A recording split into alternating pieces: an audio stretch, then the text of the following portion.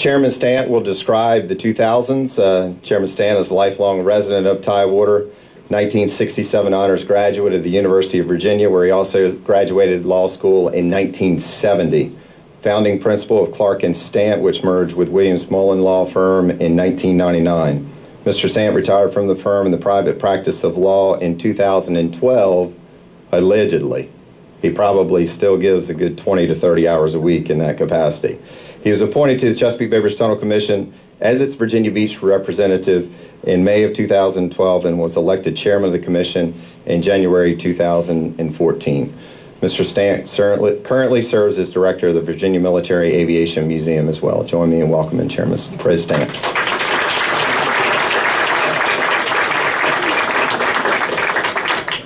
I guess going off script is the way everybody's chosen to go here, and I thought instead of retelling the current events of then 2000, that I'd probably talk about something that probably affected most of us in this room.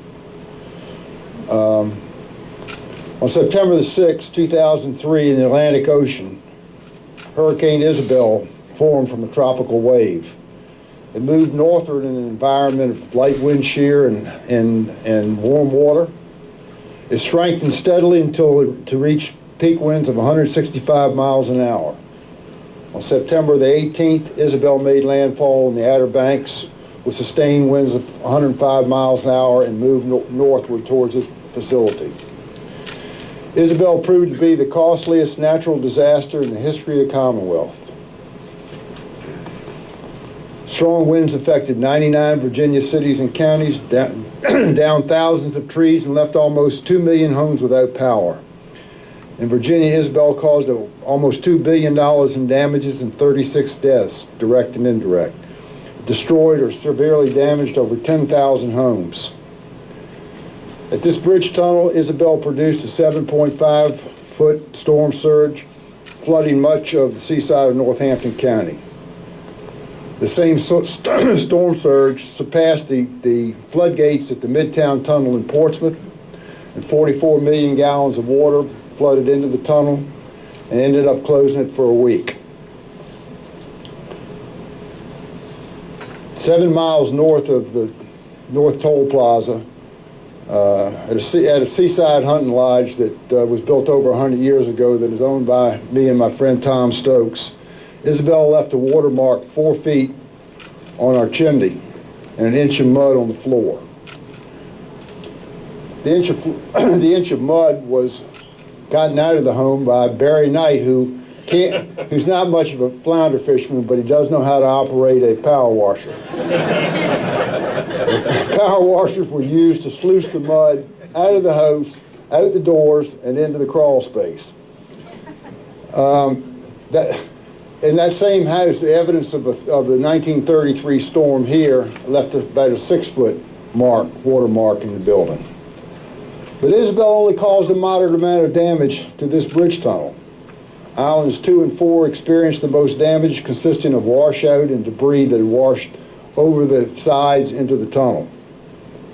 If you look out the window, you can see those huge boulders that weigh between 8 and 12 tons, and they're about roughly 8 by 8 by 8.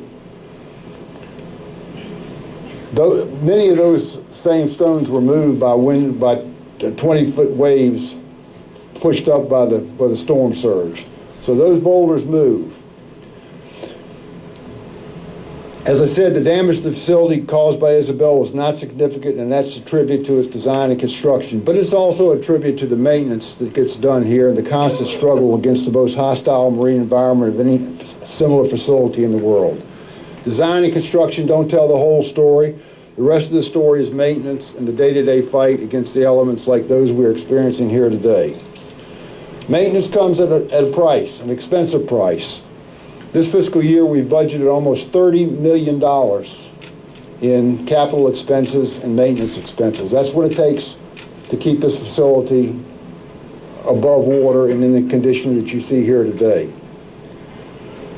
So in closing, the next time you drive north on the bridge tunnel across the little bridge linking Fisherman's Island to the eastern shore, or south from the eastern shore towards the little bridge just before you reach the southern tip of Wise Point, look to the east. Look at the skeletons of those hundreds of 50 to 60-foot pine trees killed by the storm surge of Isabel, and the 10-foot new growth pines that have sprouted since that storm.